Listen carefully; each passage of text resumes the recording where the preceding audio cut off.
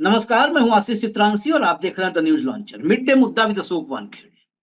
अयोध्या कांड, मोदी का अयोध्या कांड, अडानी का अयोध्या कांड, राजभवन का अयोध्या कांड, योगी का अयोध्या कांड, अफसरों का अयोध्या कांड।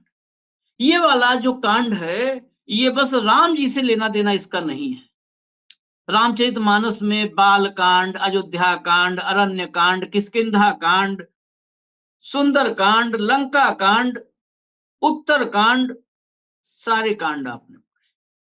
लेकिन जो आज अयोध्या कांड हम आपसे चर्चा करेंगे, जिसका खुलासा यहां होगा, वो वाला कांड सुनकर आप यकीन नहीं करेंगे कि राम जी के चरणों में ही भ्रष्टाचार, लूट, जमीन की लूट खसोट का ऐसा कारनामा सरकारी संरक्षण में हो सकता है। 4 जून को नतीजे आने थे, इस देश में सरकार बननी थी।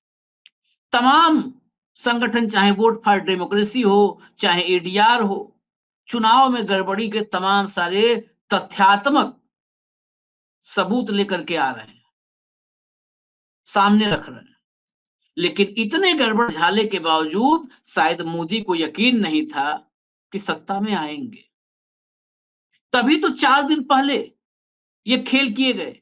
और ये तो अभी एक कहा ना, एक चावल का दाना है। पता नहीं देश के अलग अलग हिस्सों में 4 जून के पहले पुराना हिसाब किताब निपटारा करने के लिए, बही खाता दुरुस्त करने के लिए कितने खेल हुए होंगे। अब एक खेल आज खुलेगा और वो खेल खोलने के लिए भाऊ को कंट्रोल रूम जोड़ लीजिए, तब इस खेल से पूरा पर्दा हटाते हैं। भाऊ, ये अयोध्या कांड बड़ा अद्भुत है। और इस अद्भुत ही नहीं कहेंगे इसको, ये देश के साथ खिलवाड़ भी है। क्योंकि अब तक तो मान लिया किसान की जमीन ले लिया अडानी जी ने, रामदेव ने ले लिया, श्री श्री ने ले लिया, सब धर्म कर्म के एकदम एक एक प्रणेता हैं इस देश में। लेकिन इस बार जो मामला है ये बड़ा संवेदनशील है। सेना का बफर जोन, सेना का बफर जोन बड़ा महत्वपूर्ण होता है सेना के लिए। जब सैन्य अभ्यास होता है, तोप खाने की प्रैक्टिस होती है, फायरिंग की प्रैक्टिस होती है, बहुत सारा।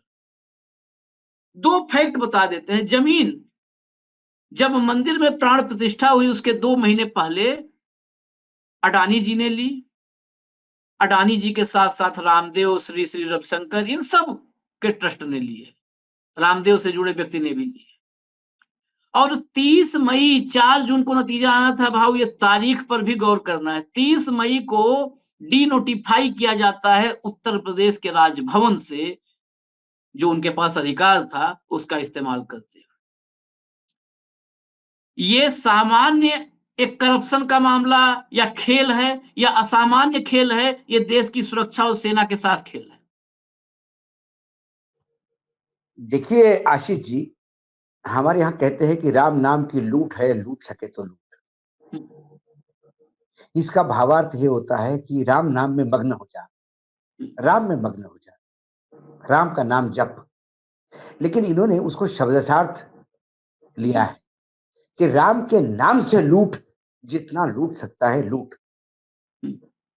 अयोध्या का मंदिर, अयोध्या ट्रस्ट द्वारा जमीन एक्वायर करने के भ्रष्टाचार,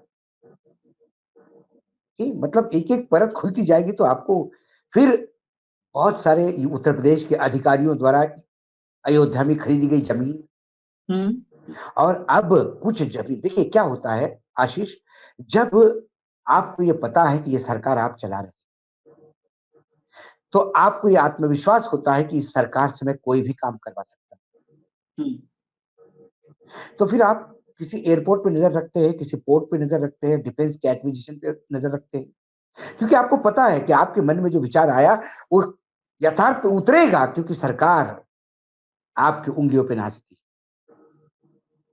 ये अडानी जी को पता था, इसलिए सरायू नदी में जो एक माझा बीच वाली जो जमीन है, हाँ, सरयू के किनारे की नदी, जमतारा,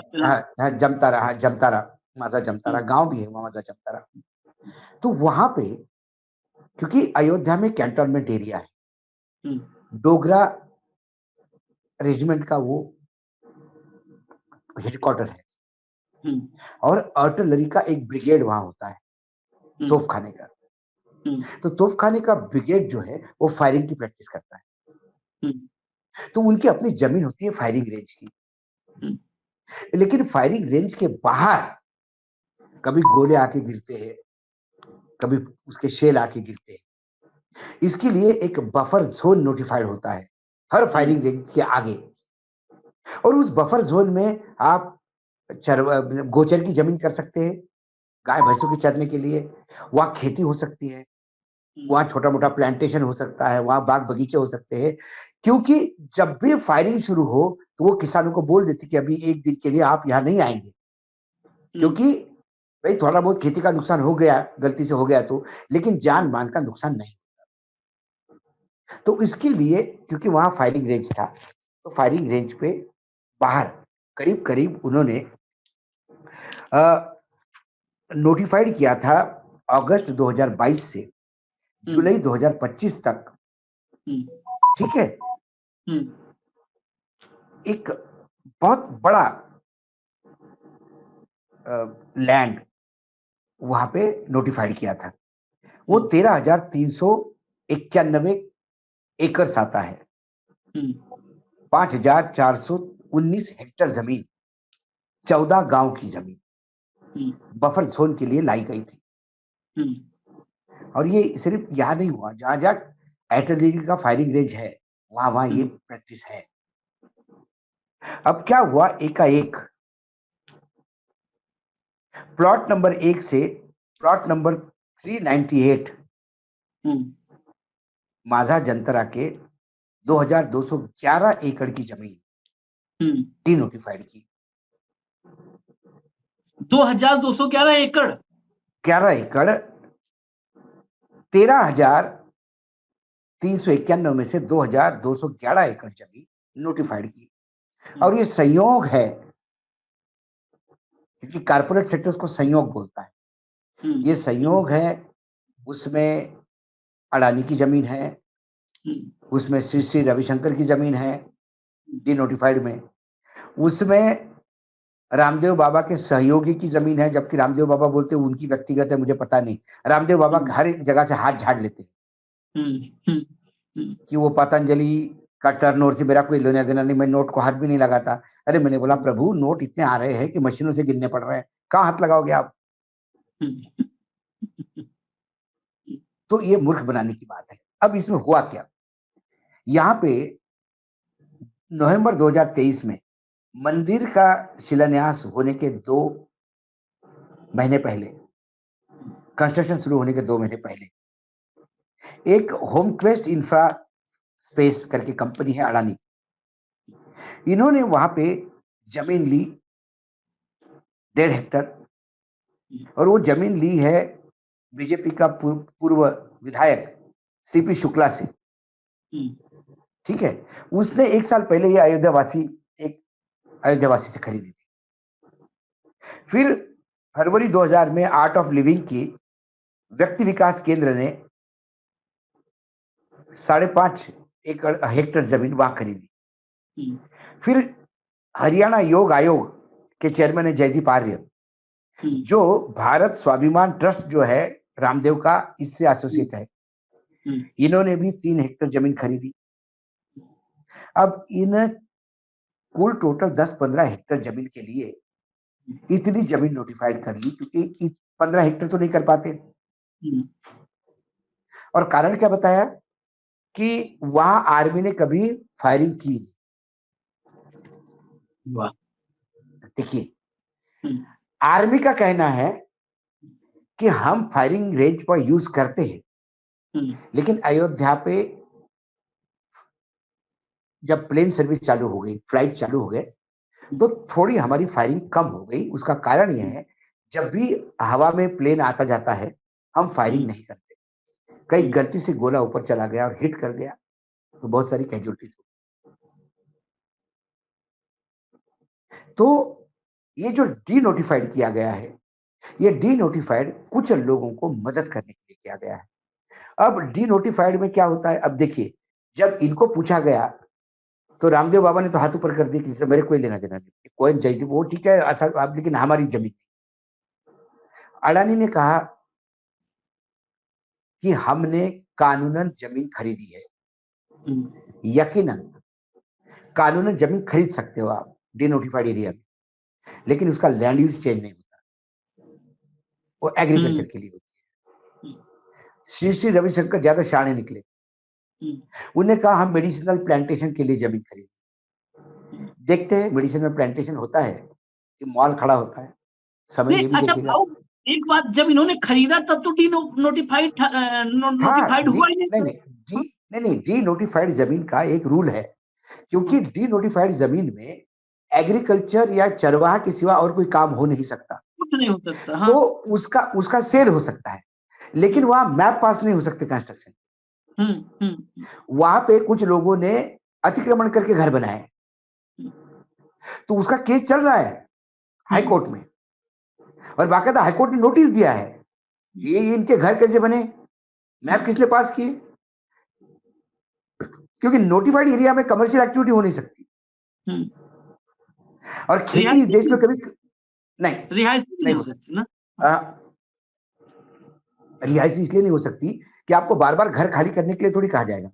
हाँ, और किसी जान जाएगी तो जिम्मेदार 14 गांव की जमीन माने हर गांव में रहिवासी जमीन होती, मतलब गांव का सेटलमेंट होता है जहां घर वर होते हैं, और फिर गांव की खेती होती है। तो ये 14 गांव का जो पट्टा आया है वो खेती का पट्टा है, गांव नहीं है। मतलब मैं दर्शकों के लिए क्लियर कट बोल देता हूं, यदि जामतारा जो गांव है माझा जामतारा, उसमें जो रहियासी इलाका है वो नोटिफाइड नहीं हुआ था, नोटिफाइड उनका एग्रीकल्चर लैंड हुई थी।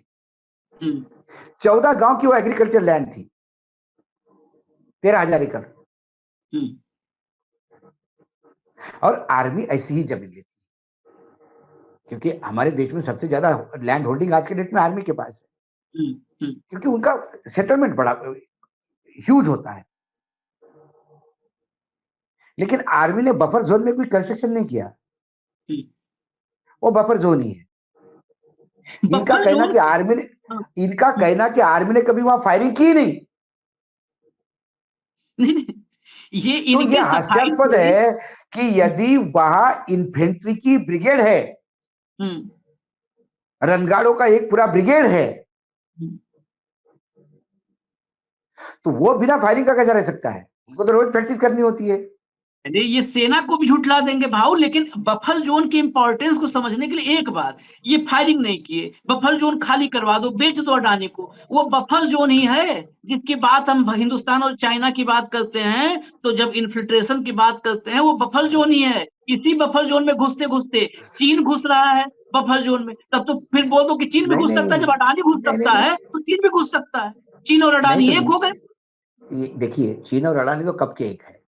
अब मैं बता रहा हूं आपको कि जो बफर जोन, आपने बहुत बढ़िया पॉइंट उठाया।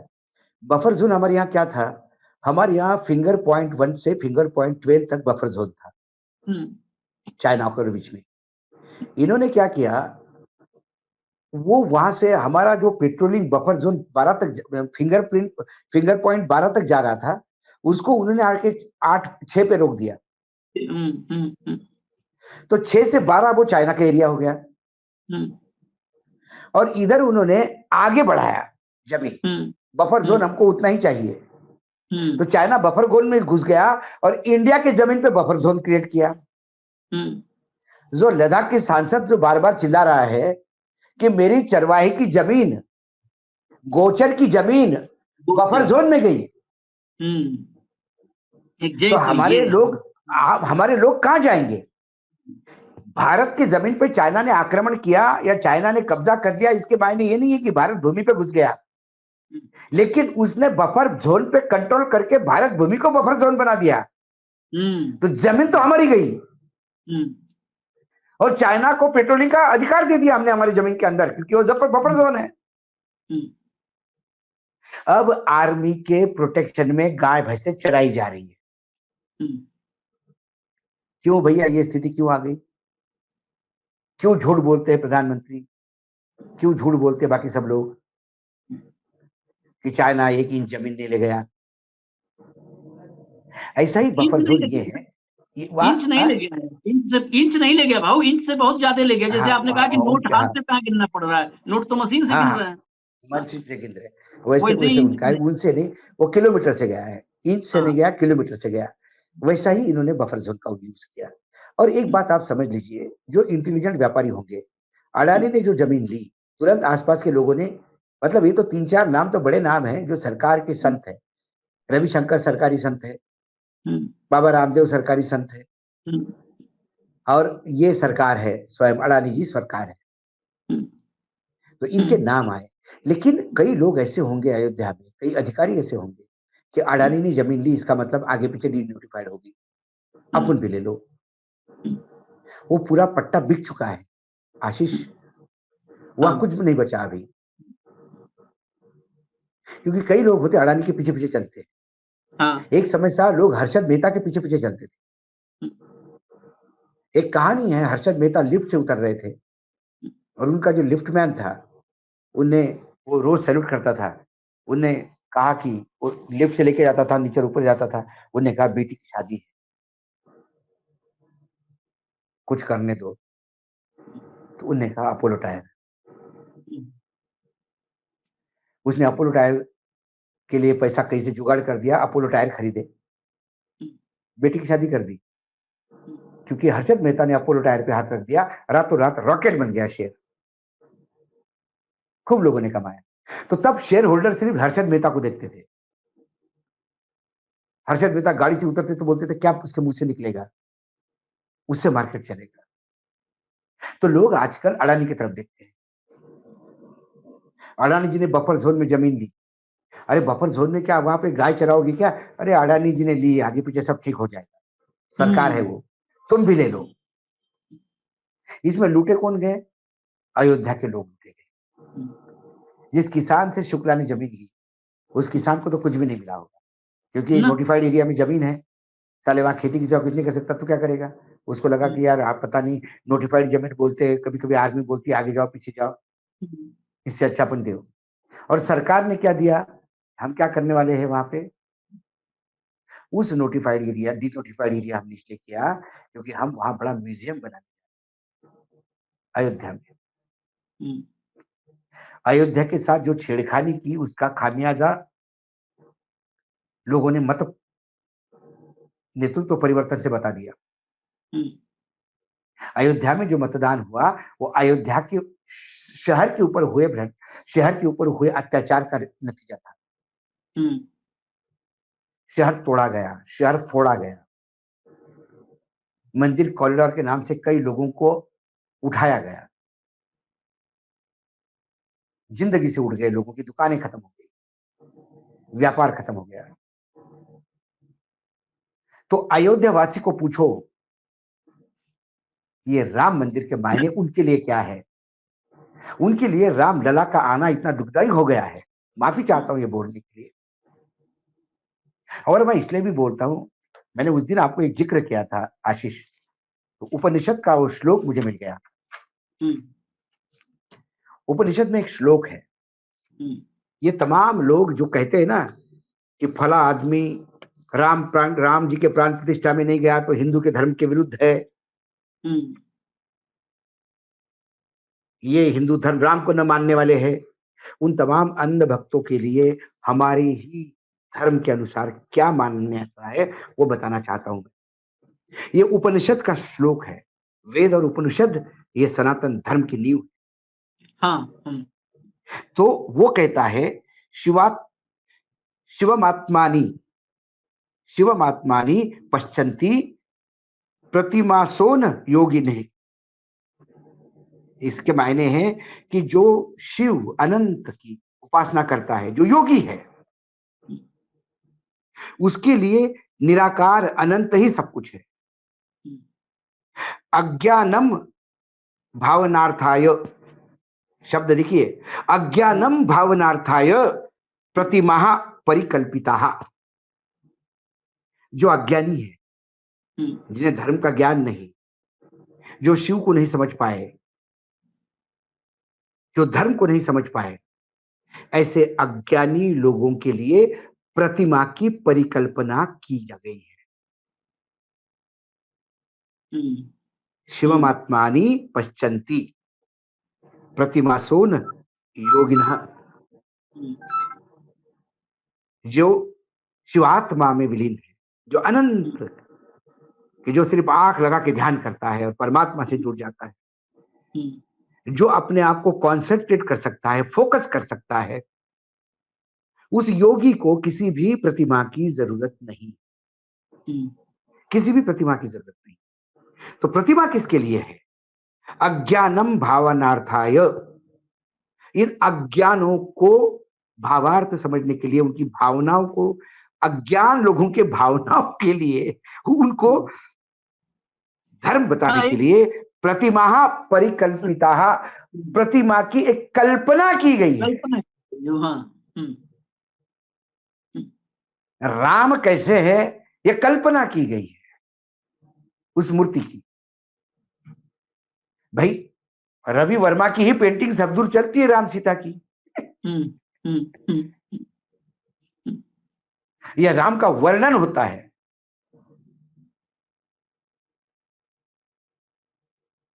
शिव जी के लिए अनंत बोलते हैं, जो शिवलिंग हम बोलते हैं, वो प्रत्येक एक एक खंबा है वो।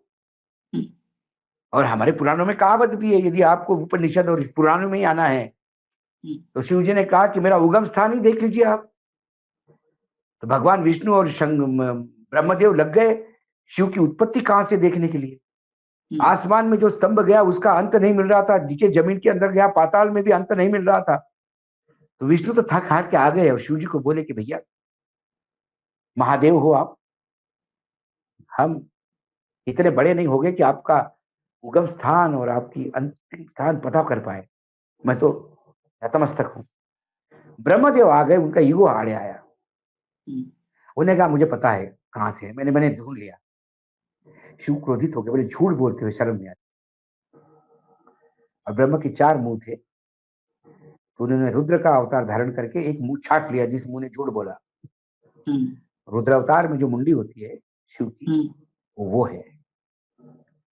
ये अपने पुराणों की कहानी, उपनिषद का श्लोक मैंने आपको बता दिया। इसलिए ये सारे अज्ञानी गए थे प्राण प्रतिष्ठा में, ये सारे अज्ञानी थे जिनके लिए मूर्ति जरूरत थी। जो योगी है बिना अयोध्या जाए, बिना राम की मूर्ति देखे राममय हो जाते हैं। राधा को श्री कृष्ण के जन्म गांव जाने की जरूरत नहीं पड़ी। ये सॉरी, मीरा को, मीरा कभी मथुरा वृंदावन नहीं गई, मीरा कभी जगन्नाथपुरी नहीं गई, मीरा कभी द्वारका नहीं। मीरा का तो, क्योंकि अब रामायण पे बात हो रही तो एक कहानी और सुनाता हूँ। एक व्यास जी है, बहुत बेहतरीन किताब लिखी है उन्होंने, बेहतरीन किताब, हिंदी में उसका अनुवाद है, प्रभात प्रकाशन ने छापा है। और उसमें कुछ पात्रों का मोनोलॉग है, खुद पात्र बताता है। श्री कृष्ण की मृत्यु के बाद हर इंसान उसको मिलना चाहता है कि अरे एक बार मैं मिल लेता, क्योंकि मैंने भी कान्हा के साथ गलत किया है। तो जो श्री कृष्ण का एक भाई था छोटा, जो तीर्थ यात्रा पे गया था और वही एक यादव था, बच गया था। तो अर्जुन ने कहा कि भाई आप अपने पूरे कुनबे को बता दो कि श्री कृष्ण नहीं रहे। तो वो जिन जिन लोगों से मिलता है और बताता है कि श्री कृष्ण नहीं रहे, वो बताते हैं कि मैंने श्री कृष्ण के साथ एक गलत किया था, मुझे मिलना था। अंत में वो राधा को मिलने जाते, तो राधा के नाम से कोई जानता ही नहीं गांव में। तो बोलते कि अब वो मतलब वो परेशान हो गया कि राधा इसी गांव में रहती है और मुझे राधा को तो देना है। तो कोई कहते कि भाई एक कान्हा के नाम से एक पागल बुढ़िया है यहाँ पे, पागल है बोले, वो सारा गांव हंसता है उस पर। तो वो कुटिया में जाता है, तो उसने वृद्धावस्था में, क्योंकि वो उम्र से श्री कृष्ण से बड़ी थी, श्री कृष्ण की मृत्यु ही 100 साल के बाद की हुई, तो वो भी बुढ़िया हो गई होगी एकदम। इतने बुढ़ा में जर्जर बुढ़िया वो पूरा श्रृंगार कर रही है, तो ये जाके उनके चरण छूते हैं, बोले मैं कुछ खबर देने आया हूं आपको। बोले क्या? बोले कान्हा नहीं रहे। हंसती है, बोला सारा गांव मेरी मजाक उड़ाता है, तुम भी मजाक उड़ा रहे हो। बोले रोज जो मुझे मिलता है उसकी कैसी खबर ला रहे हैं? तो ये बोलता मिलता है? बोले हाँ चलो। वो बुढ़िया उसको उसी नदी के किनारे ले आती है, यमुना के उसी कदम के पेड़ के नीचे बैठ के उसको बिठाती है, बोलती देखो मेरा कान्हा बैठा है, देखो बांसुरी बजा रहा है, क्या उसके बांसुरी के सुर तुमको सुनाई नहीं देते?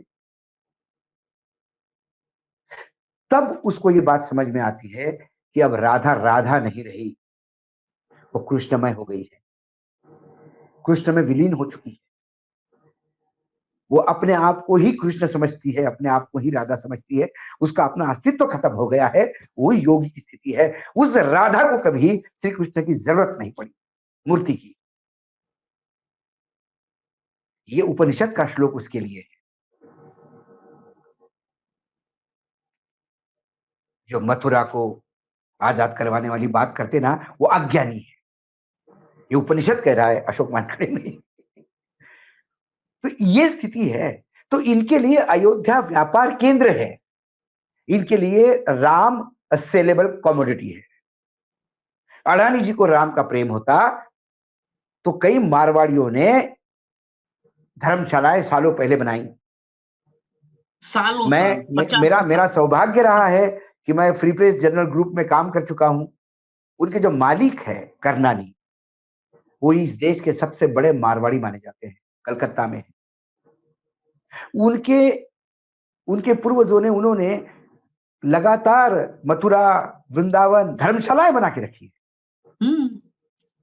और इन धर्मशालाओं में वो लगातार समाज का काम होता है। उनके लिए कोई कॉरिडोर की अनाउंसमेंट नहीं हुई थी। उनके लिए धर्म ये समाज सेवा है।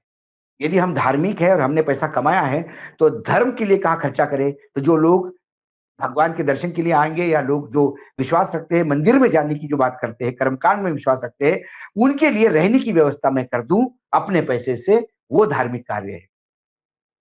अडानी करते हैं ऐसे? क्या अडानी ने कभी जमीन खरीदी है मथुरा में? जिस दिन मथुरा का मामला निपट रहा होगा उस दिन अडानी सेठ वहां पे भी सरकारी जमीन खरीदते हुए नजर आएंगे, बाद में फाइल होगी। तो इनके लिए अयोध्या ये व्यापार केंद्र है, अयोध्या ये मॉल है, राम इस मॉल में रखी हुई एक कमोडिटी है। ये तमाम व्यापारियों के लिए। अभी इंडियन एक्सप्रेस ने इतनी बड़ी खबर दी थी, कितने अधिकारियों ने वहां जमीन खरीदी। तो उनने देखा कि जब अडानी से जमीन खरीदी रहा है तो अपन भी खरीदो, सब कुछ भला होगा। कोई कानून यहां काम नहीं करेगा, कानून बदल दिए जाएंगे। क्योंकि संविधान से एक बहुत बड़ी कविता है कि जनता आती है कि सिंहासन खाली करो। हाँ, यहाँ पे ऐसा है कि अडानी आते हैं कि कानून बदल डालो। लेकिन एक बात इसमें, एक बात और जो हमने शुरुआत में इंट्रोडक्शन में जिसकी चर्चा की थी उसी पे खत्म करेंगे। ये 4 जून को नतीजा आने के पहले डी नोटिफाई किया गया है राजभवन से, 30 मई को। अभी खोजी पत्रकारिता हो नहीं रही है, कुछ एक लोग कर रहे हैं। ये काम प्रिंट ने किया है, प्रिंट को इसके लिए ढेर सारी शुभकामनाएं, सैल्यूट। एकाध लोग कर रहे हैं, सैल्यूट है इसके लिए। मैं इसलिए कह रहा कि ये 30 मतलब जो कहते हैं ना बही खाता दुरुस्त करना, क्या ये बहुत जगहों पर पूरे देश में बही खाता दुरुस्त हुए होंगे? ये तो एक सैंपल, एक दाना चावल का निकला है। नहीं, कई जगह हुआ है, कई जगह हुआ है। उसका मैं कारण बताता हूँ, धीरे धीरे निकलेगी बातें। 4 तारीख को सरकार को भी आश्वस्त नहीं था कि वो वापस आएंगे। अडानी को भी नहीं था, हम ही ने बताई थी ये खबर। आप ही ने खबर की थी, मुझे याद है। न्यूज लॉन्चर ने सबसे पहले ब्रेक की थी कि अडानी विदेश चले गए थे। हाँ। नतीजे के दिन। तो ये सभी डरे हुए थे। सब में एक शेख हसीना बनी हुई है कहीं ना कहीं।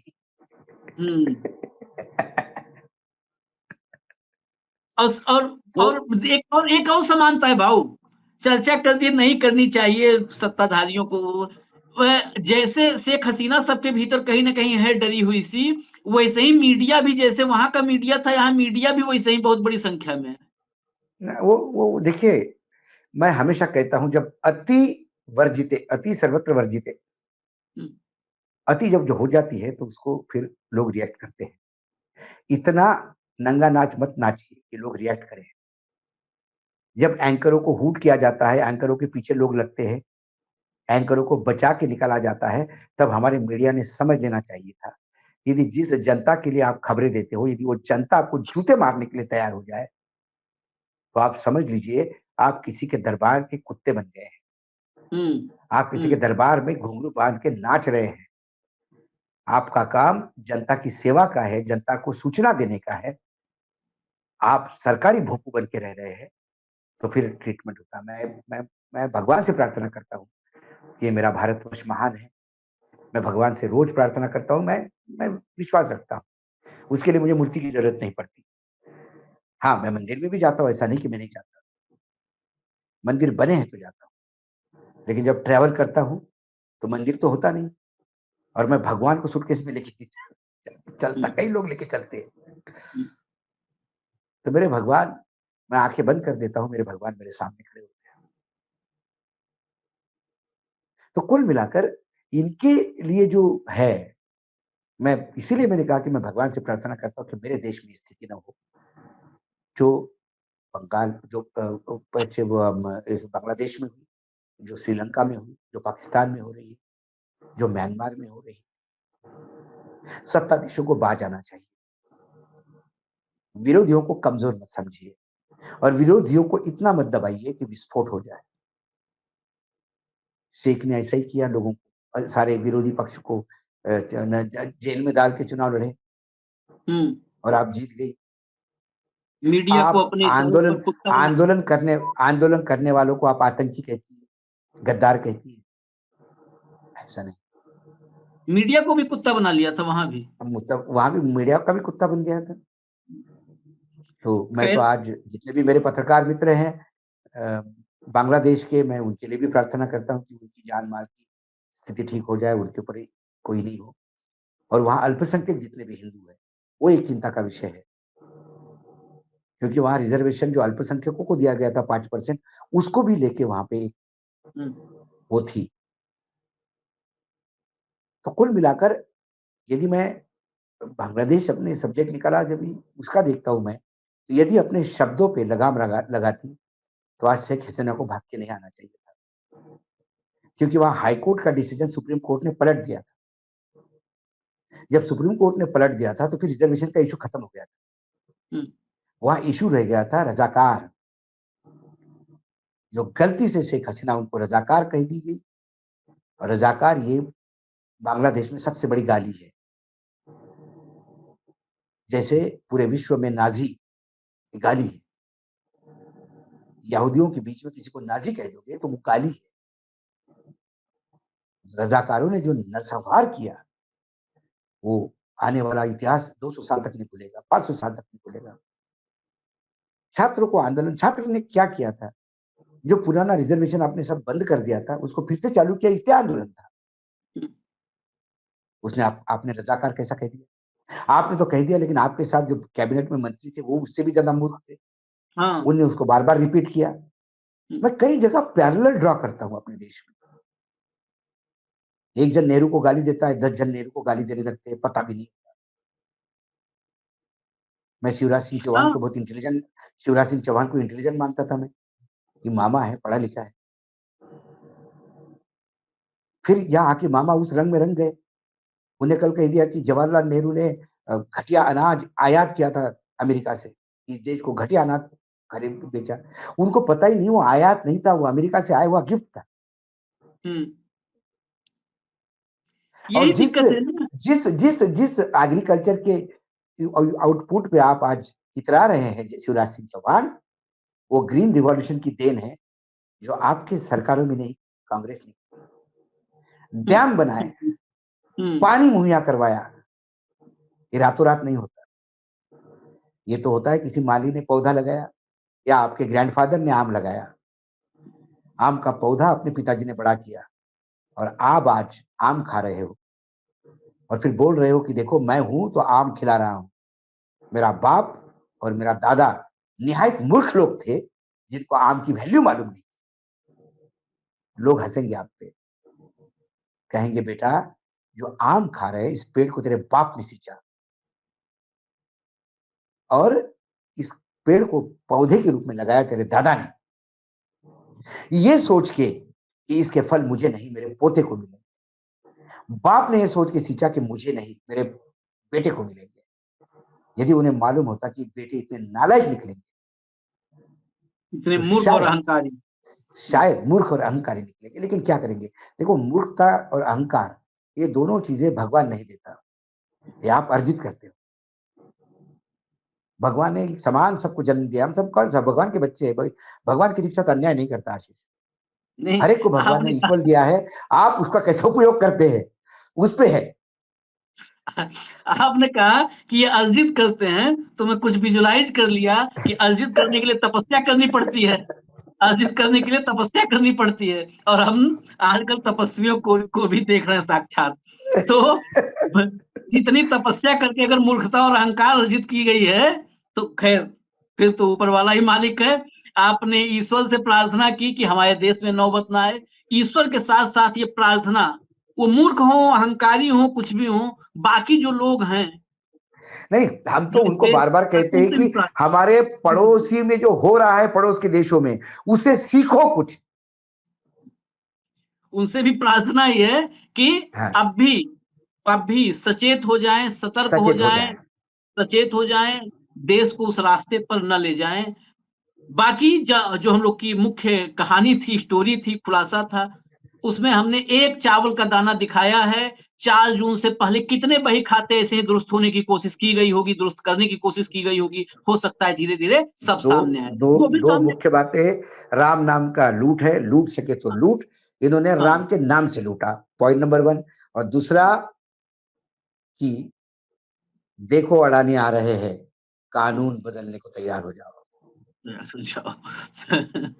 तो इजाजत दीजिए, आज मिड डे मुद्दा विद अशोक वानखेड़े में थोड़ा आज लंबा हो गया, हम लोग छोटा ही रखते हैं, लंबा हो गया, कई बार दर्शक कहते हैं कि आज लंबा हो गया, तो हाँ, क्षमा कीजिएगा। विषय थोड़ा कई बार विषयांतर भी हम लोग हो जाते हैं, वो चर्चा हो ऐसी जाते होती है। तो कल दोपहर फिर मिलेंगे मिड डे मुद्दा विद अशोक वानखेड़े में, इजाजत दीजिए, नमस्कार। हैं।